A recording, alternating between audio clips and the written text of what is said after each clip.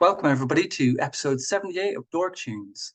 So it's been a while. Sorry about that. Life has taken over somewhat. New job, lots of training, so it's been kind of a bit hectic on that front. So that would explain the reasons why I haven't been around for a few weeks. But here we are again. And today I've got a really exciting guest for us. And it's actually really fortuitous today because that will come quite clear in a bit. So I'd like to get them to introduce themselves. Yeah, I'm Kristopher. I'm a composer and a CEO of the company Elias Software. Mhm. I'm really happy to be here. So, Kristopher, tell them the kind of big ones that we would know you for, that you've composed for.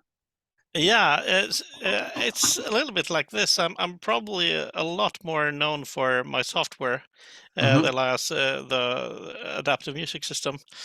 So I composed a lot 10 years ago, and actually, this sounds like an excuse, but I actually did 3 games that got canceled. One, we were 3 composers composing for 2 years with a real symphonic orchestra, and it got canceled. So after that, I started this company, and then this invention of mine became a company, and since then I've been quite occupied with that. Uh, but so when this opportunity to write music for It Takes Two came up, I know Joseph Fares a little bit, so I knew that I had to do this way. I just called him and said, "I'm going to do the music," and he said, "Well, I can You get just told anyone." him. Yeah, and he said, "I can get anyone." And I said, "Yes, but don't you want the best?" And that is that is not me, but I knew that was the only way to get his attention because I knew about this project because of the tech, and Yeah. I thought that this is the game I need to compose for. But before that, it's smaller titles like Whiskey and Zombies and some things here and there in the Rage 2 and a little bit like that. But as I said, I've been more occupied with my company. Yeah. So you worked Yeah. on stuff like A Way Out as well, though, didn't you? No, You only my had tech. you Only. tested. Yeah. Yes. Yeah. A Way Out is probably one of my favorite games from the last generation. Absolutely loved it. Yeah. Me too. Me too. It was great. It's fantastic stuff. And then obviously Rage 2 as well. Yeah, they also use the tech, and I help the composers a bit also. Um, but it's mostly the tech there as well. Yeah. Yeah. So how did you find kind of composing for It Takes Two? Because it is such a kind of different game, really. While it is a co-op game, it's quite, Yeah. For me, it was a little bit like this when I talk a lot with students and so on, and I always tell them not to be a jack of all trades. I have to tell them to be good at one thing, and I think tell them this because I know I'm all over the place. So for myself, so in this game, when I realize it's going to be a new world every level, Mhm. and I want to do a new music style every level. That was really me. So that is what got me so intrigued to work with this game, and also to work together with Gustav Grevberg. We're not similar at all when it comes to composing, but we complete each other very very well. I don't think that there's kind of, from speaking to a lot of composers, everybody is so different in how they work.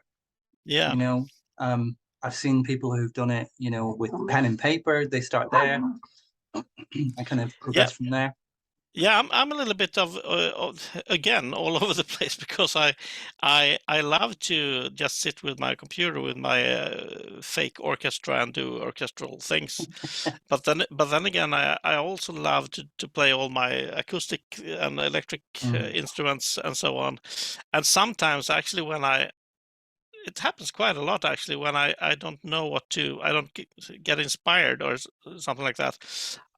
actually do it with pen and paper. I just go somewhere Mhm. and just write, and it could be like sometimes it's real notation, sometimes it's just nonsense, but it helps me get going, because when you sit with a computer and you have all the you can do whatever Technology. you yeah, you can do whatever you like, and that is not inspiring at all. I love Yeah. to get limitations, and that was actually I think our best tool for this game was limitations. We had this super strict, like in Shed, we could only use brass and metal instruments, and Hmm. in Tree we could only use wood instruments. So and you know, you come to a point where you want in Tree, for instance, I really wanted brass in a place, but I had to dub some bassoons with a lot of things to make that happen. Yeah. It would be so much easier just to take a brass, but that also made that music unique, I think. Hmm. So limitations are great to work with. And you found that quite kind of challenging in a way, kind of having to think slightly outside of the box because you were like, I really want this, but I can't have this because of the limitations of the level. Yeah, I love that because I think most composers nowadays have all the possibilities in their studios. We can do anything today, Yes. and that is really hard because so you need to start with decide what limitations are, and in this game we did over 12 hours of music in this game. I Oh think wow. it's kind of a record, and but what made that possible was that if I worked for like a month with orchestral stuff, and then next level I shifted to my drums and my bass guitar and electric guitar, it was I got inspired directly, and the Hmm. next level was theremin, or it was some percussion. It made it possible to uh, stay inspired all the time, actually, in the whole process for 2 years. It was Wow. amazing. And you mentioned that you did like 12 hours of music for it. How did you kind of break that down and make it smaller, kind of think that's the piece I want for that bit? You know, this is the bit I want for the opening, this is the bit I want for the credits, etc. Yeah, I did it really traditional. I think that might have been mostly on me, but I wanted to really give the characters motifs, and but in this case it wasn't traditional motifs. It was more like arrangements. So for instance, yeah, one thing I did kind of a flamenco parody for Hakim. Hmm. Um, but he is actually in the real world as well as a real book, Okay. and yeah, and he still have the acoustic guitar, but it's not flamenco; it's serious. And the same so in the world of Rose, in the real world, Hmm. uh, it's strings and guitar. But then when you get into this fantasy world, it can be as there's no limitation of how big it can become because everything is so big. You're a small doll, Yeah. so even a sofa is like a mountain. So I did that differences with the real world and the game to make it bigger in the game and smaller outside the Mm. game. And Or did you everything find, is yes, sir. I was just going to say, because I'd done some music consultancy before, and um, I had kind of took the characters, the two main characters out of it, and I kind of read the script, kind of got to know the characters themselves, and kind of thought, this kind of music is suits you, and this kind of music suits you. You know, and they Yeah. were very, very different in their tonality and kind of the speed, even of the music, etc., and the kind of mood. Yeah, I did a lot of that, and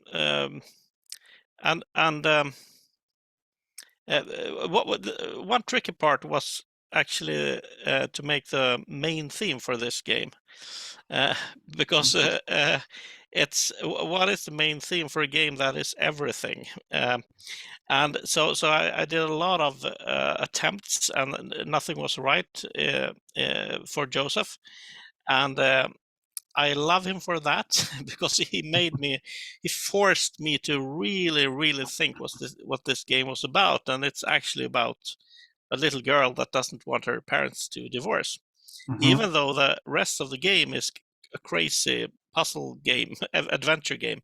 But that's the actual underlying meaning of the game. So, so that I did. I have never been this limited when I did that. I decided to, okay, it's a little girl, so I want her to be able to play this theme on a piano. Hmm. So it's the first time uh, for maybe 40 years that I did everything in C major Hmm. and with all the common chords. And I really wanted this to be, I want kids to be able to play this theme. And when I did that, I think I found her. I found her sound Hmm. quite soon. And the great thing was that in that process, Joseph also told me that May is going to sing this theme, Hmm. and I realized that well, the first part of this theme isn't really singable. It's a real piano thing. Very So gentle. yeah, so I actually did the second part of the theme for May. So that is what she actually sings, but it's still the main theme. Um, so yeah, I think that was the most challenging and most rewarding part of the work for me in It Takes Two was Mm. the main theme. I must admit, the main theme is something that I go back to like constantly. At the moment, Oh, I think I listen to about 2 or 3 times a day. I'm so happy and thank you so much. It's beautiful. The soundtrack itself is something to be really proud of, and it's really stunning. You know, I Thank you. think one of the things that I think about quite a lot is, and it's purely because, for selfish reasons, really, is the rise and rise of video game music soundtracks on vinyl. On physical media. Uh, There is so many now that are just out there coming out. It's crazy. I just got last week the Elden Ring box set. So there's like 6 vinyl. It's mm, enormous. And there was like 6,999 of them made. And so many people were like, I didn't even know that was a thing. I really want one. And I'm like, well, hmm, they're all gone. oh, There's a big thing about colored vinyl. I'm on Discords about um again, vinyl soundtracks. People just are so excited about them and they want them like now, yesterday, yeah, yeah, tomorrow. yeah. It would be great if we release this on vinyl. Yeah, It's up to Hazelight, but yeah. it would be really great. Because I know that I was speaking to a friend who works within the industry recently, and they were saying that a mutual friend, they released their soundtrack 8 years ago, and it's been repressed 7 times so far or more Oh, because people just they want it, they need it. So yeah, something to yeah, think about maybe. absolutely. I will talk to them. But do you think that you would find that difficult to kind of, because obviously the medium of vinyl, there isn't all that much space that is available on that. So you might have to kind of, whittle things down. Yeah, we actually did. It's quite a funny story actually, where we did the first pass on what music should be on the record, Hmm. on the soundtrack, and I think it was kind of 4.5 hours or something like that in the beginning, and then we start cutting it down, cutting it down, cutting it down, and then actually a funny thing happened. Uh, a fan of the game uh, extracted the music from the game Hmm. and listened to all the raw material. And she asked me, why isn't this on the soundtrack and why isn't this on the soundtrack? And it was just, yeah, we had to cut it somewhere. And one Yeah. thing would be, why doesn't Hakim has his own theme on the soundtrack? And the answer to that is he actually doesn't have any music. He just has bits and pieces of some kind of flamenco. It's just jagadang here and there, Hmm. and some cliche flamenco things. So that it depends on what you. Of course, both me and Gustav fell in love with parts of the music, and we fought to have them on the soundtrack. Hmm. But then Philip, the head of audio, uh, was the key to actually kill some darlings, and he was right, of course. It it yeah it should it was way too long. Hmm. So I think we narrowed it down to a good. It reflects the game in a good way. Hmm. And what would be your favorite piece that maybe didn't Uh, even make it or is on it? You know, it's your favorite piece that you think yeah, that's. it differs from time to time when I listen to it now. When I but I remember some of the most fun things to do was maybe the Beetle. Um, what's that? I can't remember what we call it on the soundtrack, but it's you fight a big beetle.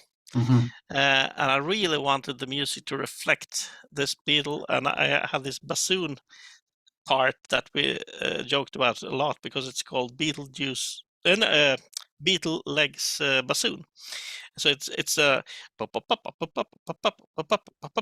it's his walk, Yeah. and it was so fun to do. I really loved to compose that, and then I realized, okay, he's gonna fly in the next level. It was so cool to do another version of the music without the legs, and so it was a lot of these moments where it was so fun to compose it. So that is why it became my favorites. Yeah. Of course, um, it's. I also loved doing the blues things because I never get to do that. Mm. It's like I have that. I love playing blues guitar, but I never get to do it. So in this game, I gave it my everything when it came to the blues guitar. So I have a lot of favorites there, and of course a lot of Gustav's tunes as well. Uh, actually, his that was also so fun to record when he did the dance music parts in the club, and he actually asked me to play some slap bass. As a bass player, you never get that question. It's the most um, uh, unnecessary thing to learn Mhm. slap bass, but I did that when I was a teenager, Mhm. and so finally I got to use the slap bass. It was great. And it's just something that you kind of touched on earlier was you said that when you go back and listen to it, is that something that you do very often with your kind of work that you do, or do you kind of like Uh, to kind of put it to bed and kind of say, right, that's that now, that's enough. Yeah, I think it's when I work with the music, I listen to it a lot, Mhm. just to see do I still like this today that I did last day and so on. And I'm very self-critical, and I tend to I try to listen it through other ears and so on. Mhm. Of course, my own, but what would this person think about this? Mhm. And then I realize, oh yeah, I should mix it a little bit different and so on. So I listen to it a lot when I compose it, but then when the album got released, of course, I listened to it in the beginning, but then I didn't listen for a month, Mhm. uh, and now I just I listen to parts of it. My wife actually is the singing voice of May. Oh wow. Yeah, so it's also her debut as a singer, uh, and it's kind of a family. Even A my family thing. kids, yeah, my kids are in the children choir that we recorded. So the whole game became a family thing. Even maybe I did 99.9% of it, but Yeah. the rest of the family was there as well. Yeah. Um, so it's a very warm experience, the whole project. That's really lovely. It's really, Yeah, really lovely. yeah. And do you think that obviously would you do something again? Yeah, I'm writing for another game right now, and I will do more now because the pause I had in my life composing wasn't good for me because I actually, when I did this, I was still working with my company, Hmm. and they always asked me, "Oh, how can you aren't you tired? You're working 120%." and Mm. and I always told them, no, actually, when I came out from the studio, I actually gain energy. So Hmm. for me, that's a way for me to stay sane and gain energy. I think it's the same for every composer. It's yes, it can be exhausting when you have a deadline and you work that whole night and so on. But for most parts, it's you you you you get energy from it. Yeah, totally. I absolutely get you. I really do. Mm. And excuse me, excuse me, No frog in problem. my throat. So one thing I must say as well is congratulations, because obviously It Takes Two was announced today to be coming out on Switch. Yeah, that's so great. I always thought of this game as a real Switch game, um, but of Yeah. course, due to the limitations of Switch, it's hard Hmm. to do. But I'm really happy for that. Should be really exciting. It's coming out in November 23rd, I believe. You tell me. Yeah, probably. I believe so, from what I Yeah, saw earlier on. yeah, So that must be really exciting for you to be able to see that again from from the beginning when It Takes Two was originally released, and it got so much press and so much kind of praise, you yeah. know, to see it coming out again on the Switch, which has been huge. Yeah, yes, I'm so so extremely lucky to be a part of this project. I could easily have uh, done another game, a Hmm. dozen game, but I got to do this game, and so it's been such a fun um, period after the game was released as well, with all the awards, of course, and Hmm. all the talk around it, and getting to do these kinds of interviews. So the game stays fresh in my mind even today. So yeah, I'm really lucky to be part of Yeah, this. and I think being able to see um, new people that maybe didn't have access to, like, PlayStation, or being able to get that on the Switch, Yeah, which is going to be amazing. So it's going to be even more people want the soundtrack on vinyl. yeah, yeah, yeah. I will have to talk to them about that. Definitely. So, my last question for you, and it's a really quick one. Is there a current composer or piece of music that you've heard over the last year or two that you've gone, wow? Yes, probably a lot. But I actually, a colleague of mine at my company, he's doing the QA at the company, but he's also a composer, Okay. and he actually did music for the Game Chasers movie. Uh, and his music is just it's amazing. And yeah, the funny thing is we have another QA at the company that is also a really talented composer. So, and he I think he just got awarded for a short movie in Sweden, and both of these I'm so super impressed. Yeah. So yeah, and I'm sure a lot more, of course, but these two things really amazed me. Fantastic. Yeah, Fantastic. So all I've got left really to say is thank you for taking the time to speak with me today. It's been a real pleasure. And all I can thank do you. is wish you the best of luck with the release of It Takes Two on Switch and whatever comes next. Oh, thank you. It's been great to be here. No worries.